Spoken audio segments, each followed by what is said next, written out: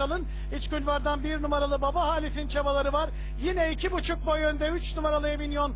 Gerilerden orta kulvardan 2 numaralı Oksel, 5 numaralı Haydi Kartal. Bunlardan en yakın olanı az da olsa 3 numaralı Evinyon önde. Dış kulvardan 5 numaralı Haydi Kartal geliyor. Onu bastırıyor. En dış kulvardan da 2 numaralı Oksel geliyor.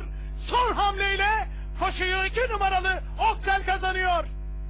5 numaralı Haydi Kartal ikincilikte kalıyor sayın yarışseverler.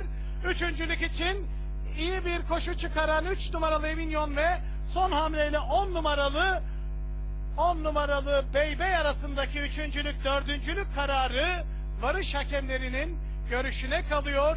Müthiş bir final oldu. 2 numaralı Oksel son 10 metrede yaptığı müthiş sprintle dördüncü koşuyu kazanıyor sayın yarışseverler.